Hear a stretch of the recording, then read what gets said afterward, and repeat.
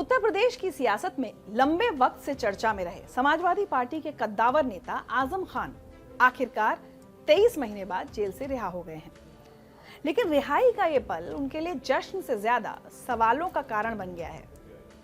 दोनों बेटे अब्दुल्ला और अदीब करीब 100 गाड़ियों का काफिला लेकर सीतापुर जेल के बाहर पहुंचे और पिता को साथ लेकर निकले।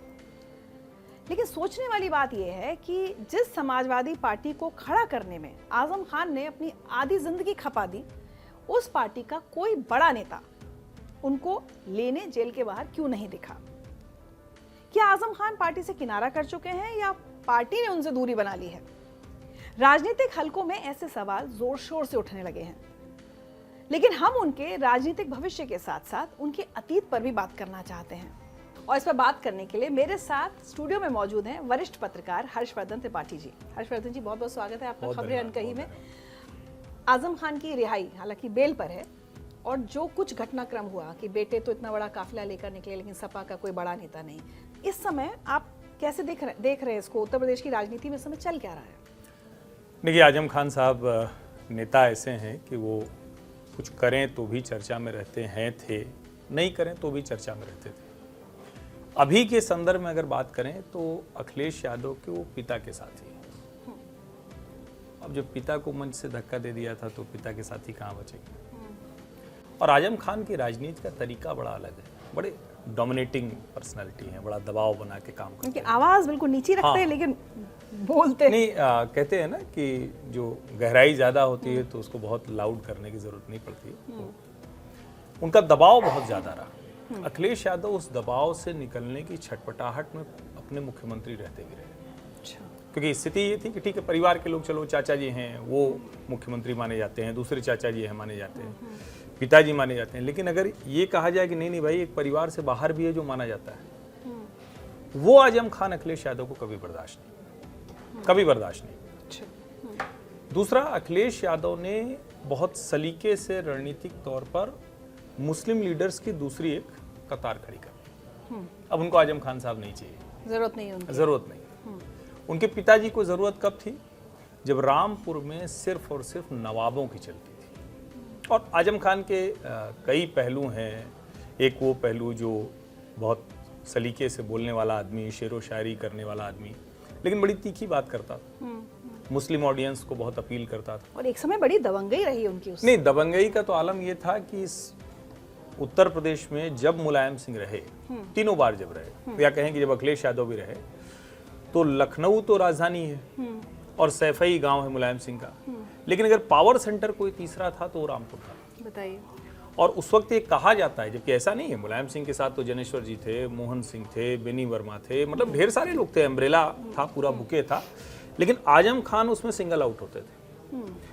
बहुत से लोग ये कहते थे कि उस वक्त जो लखनऊ में या सैफई में जिसका कनेक्ट नहीं हो पाता था, तो डीएम एसपी की ट्रांसफर पोस्टिंग के लिए आप खान साहब के दरवाजे चले जाइए। अच्छा। मतलब वो जलवा वो शायद ही कोई और नेता आज के समय में कर पाएगा। और आजम खान का वो किस्सा तो सबको पता ही है कि भाई वो कहते थे कि मेरी भैंस भी क्वीन विक्टोरिया है, पूरी उत्तर प्रदेश की पुलिस लग गई, जिसको खोजने के लिए एसपी साहब लग गए। आज के समय में कई बार कहते हैं ना कि आज के समय में तो थोड़ा वीआईपी कल्चर खत्म हुआ, लेकिन अब उन आजम खान के आने पे आप कह रहे हैं कि 100 गाड़ियों का काफिला आ गया, तो फिर तो ये बड़ा नीचे आ गया ना मामला। जिसकी भैंस खोजने के लिए एसपी पुलिस लग गई थी, तो उनको तो काफिला लगना चाहिए था। अखिलेश यादव को ये लगता है कि आजम खान या ऐसे कोई व्यक्ति रहेंगे तो हमारी पर्सनैलिटी, हमारा कद थोड़ा छोटा होता है, और इसीलिए शिवपाल तो फिर भी मिलने गए, इस बार नहीं, पहले। लेकिन ने तो कहा भी कि वो साइकिल के साथ रहेंगे। लेकिन अखिलेश ने कभी भी आजम खान को, वो उन्होंने जो बयान भी दिया है उसको जरा आप देख लीजिए, वो तय करेंगे, वो देखेंगे, हम मानते ही यहीं रहेंगे, वो शायद अब चाहते भी नहीं है। और अखिलेश यादव को तो अभी पुराना छोड़ दीजिए, अभी के 24 के लोकसभा चुनाव में जिस तरह से अखिलेश को अपमानित होना पड़ा, हालांकि अखिलेश ने भी आजम खान को अपमानित किया, रामपुर का टिकट तय नहीं करने दिया, वो भी तब जब जो खान साहब के विरोधी थे वो भी उनके साथ आ गए थे। कमाल की बात यह है कि आजम खान के जो विरोधी रहे लगातार, वो भी लोग आजम खान के साथ आ गए थे। लेकिन अखिलेश ने कहा कि ना, रामपुर का टिकट तो आपकी मर्जी से नहीं मिलेगा। और आपको ध्यान में होगा, मुरादाबाद के सांसद एसटी हसन का टिकट कटता है, एसटी हसन प्रेस कॉन्फ्रेंस करते हैं, लगभग रुआंसे से हो जाते हैं, और खान साहब कहते हैं कि ना ना रुचि वीरा को टिकट मिलेगा। अचानक वो उनको टिकट मिल जाता है और यहाँ के जो मौलाना साहब हैं, जो रामपुर के सांसद अभी हो गए, वो हेलीकॉप्टर से भाग के आखिरी दिन में जाके नॉमिनेशन करते थे। तो आजम खान को लेकर और ये पूरा जो रामपुर, बरेली, मुरादाबाद, इस इलाके में समाजवादी पार्टी का पत्ता नहीं हिलता था। और वो हमने देखा भी है अलग अलग समय पर। हमने वो दौर देखा है कि अगर किसी न्यूज़ चैनल पर आजम खान के खिलाफ स्टोरी चलती तो उस एरिया में ब्लैकआउट, मतलब वो चैनल चलता ही नहीं था, फिर दिखाई नहीं देता था। वो दिखाई नहीं देता था। और जिसको कहते हैं ना कि आजम खान तो धमकी भी बड़े सलीके वाली देते थे ना, वो तो आप उसमें एक भी शब्द पकड़ नहीं पाएंगे। अब वो जो उनका अनुज चौधरी के साथ वीडियो वायरल हो रहा था भूल गए कि एहसान भूल गए, वो जमाने चले गए, जनाब कोई बात नहीं, वो तरीका था एक। लेकिन ये भी सच है कि जब इस तरह के लोग राजनीति में होते हैं तो उनकी राजनीति की पृष्ठभूमि को भी थोड़ा समझना चाहिए। सब ब्लैक नहीं है, थोड़ा उनकी जिंदगी का जो हिस्सा है वो भी बात करना चाहिए। रामपुर पूरी तरह से नवाबों की गिरफ्त में था, कांग्रेस की राजनीति थी। और उस नौजवान आजम खान की भी थोड़ी चर्चा करनी चाहिए, जिसने एक तरह से कहा कि राजा का बेटा राजा नहीं, नवाब के खिलाफ, नेपोटिज्म के खिलाफ 1980 में वो जो आवाज बुलंद की थी, मुझे लगता है उसकी भी चर्चा की जानी चाहिए। और जब वो चुनकर आए पहली बार विधानसभा में, तो उसके बाद लगातार वो हारे नहीं कभी। 10 दो ही लोग हैं जो इस मामले में कमाल करते हैं। 10 बार का रिकॉर्ड है उनके नाम, और या तो फिर हमारे प्रतापगढ़ जिले में प्रमोद तिवारी रामपुर खास से, बाद में तो उन्होंने अपनी बेटी को दे दिया। लेकिन ये दोनों नेता ऐसे रहे जो हारते नहीं थे, 9-9, 10-10 साल के जीतने वाले लोग थे। और आजम खान का एक और हिस्सा बात करनी चाहिए कि आजम खान ने वो यूनिवर्सिटी के लिए जमीन तो कब्जा कर ली, वो जाने क्या क्या कर्म किए। लेकिन मैं आपको अपनी मतलब याद में बता रहा हूँ, क्योंकि 2007 से 12 मेरे ख्याल से मायावती की सरकार थी और 12 से 17 अखिलेश। 2008 के बाद से मेरा नियमित तौर पर जाना होता था रुद्रपुर, क्योंकि तब मेरे इन लॉज वहाँ रहते थे। और मैं आपको बताऊँ कि 2008 से लेकर 2017 तक का मुझे याद है, रामपुर से बिलासपुर वाला रास्ता शाम 7 बजे के बाद भयावह होता था। और उस इलाके में लोग कहते थे कि आजम खान साहब अपने मौलाना जो यूनिवर्सिटी है, जौहर यूनिवर्सिटी, उसके अलावा कोई रास्ता बने इसकी कोई उनके मन में इच्छा नहीं थी। तो लोग जानना चाहते, तो मैंने एक आध बार पूछा रास्ते में जाते हुए लोगों से मिलते हुए, तो उनका कहना था कि वो कह रहे हैं कि हमारी कॉन्स्टिट्यूंसी को ये चाहिए ही नहीं। अच्छा। तो कई बार चर्चा होती है ना, जैसे कई बार कि डेवलपमेंट क्यों नहीं मुख्य मुद्दे।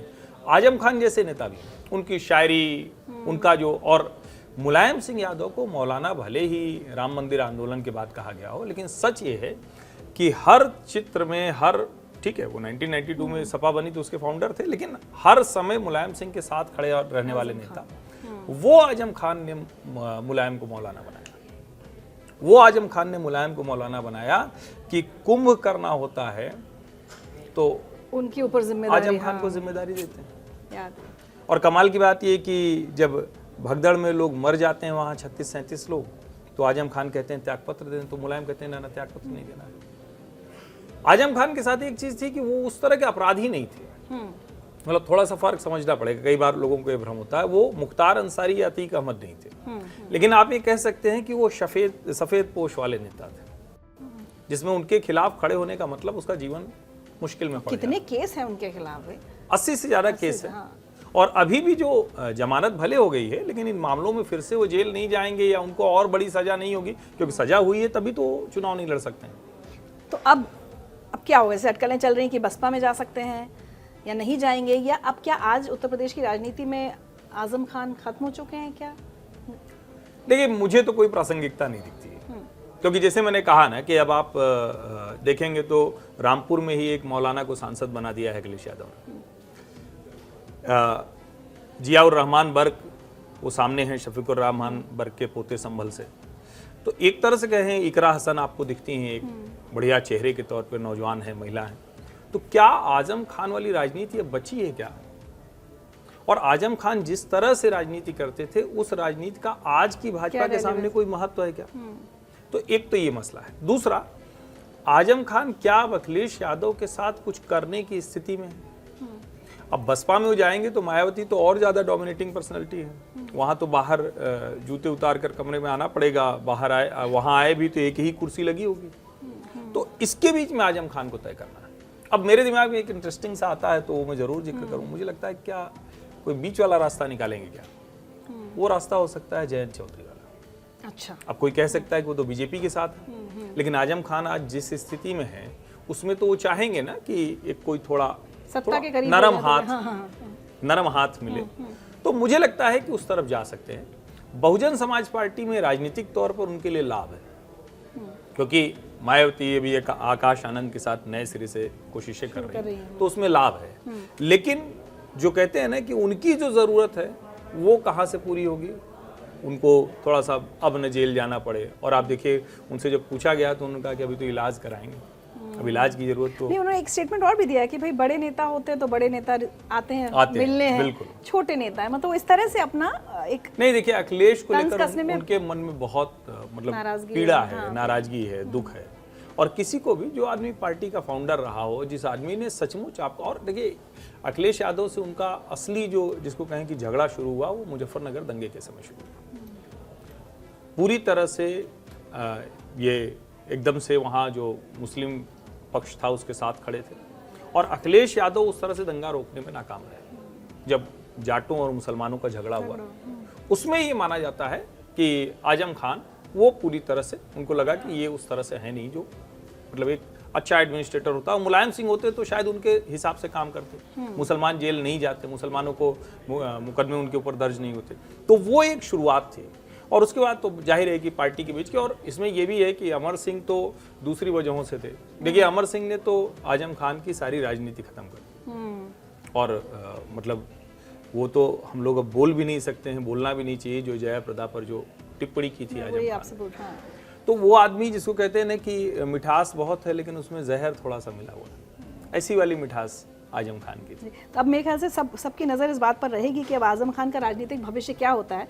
लेकिन चलते चलते मैं चाहूँगी कि एक ये जो पीढ़ी जिसको अब हम लोग जेनजी कहने लगे, जिन्हें आजम खान का वाला अतीत नहीं पता है या नहीं देखा है, उनको आप कोई एक किस्सा अगर बताकर चलना चाहें कि क्या था आजम खान का दौर रामपुर। देखिए आजम खान को लेकर अगर आप ये समझना चाहें, और चूंकि मतलब उस तरह का कोई किस्सा, एक किस्सा अगर हम कहेंगे तो शायद ठीक नहीं रहेगा, लेकिन आप यूं समझिए कि रामपुर, मुरादाबाद, बरेली में जो अधिकारी आता था वो पहले जाकर दस्तक देता था आजम खान के दरवाजे पर, उसके बाद वो चार्ज लेता था।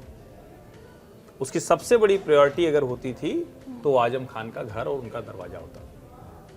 तो ये सब अभी नहीं समझ आया, क्योंकि पिछले 10 सालों में राजनीति बहुत बदल गई। मतलब वो अब ऐसी वाली राजनीति है ही नहीं। हर जिले में जो एक ताकतवर नेता होता था जिसके इर्द गिर्द पूरा शासन चलता था, वो शायद अब रह नहीं गया है। तो लेकिन ठीक है, ये मतलब इस बहाने से थोड़ा वो लोगों को ध्यान में आएगा तो ठीक रहता है। और कुल मिलाकर मुझे लगता है कि आजम खान राजनीति का एक ऐसा हिस्सा है जिन्होंने शुरुआत बहुत अच्छी की थी, बिल्कुल नेपोटिज्म के खिलाफ, एक वंशवाद के खिलाफ, एक नवाबों का, सोचिए ब्रिटिश शासनकाल में वो उनके नवाब का जो पूरी संपत्ति और सब कुछ थी, हालांकि उसका बड़ा हिस्सा उन्होंने कब्जा भी कर लिया, लेकिन उससे वो लड़कर आए और अंत में क्या हो गए, एक कट्टर मुस्लिम नेता।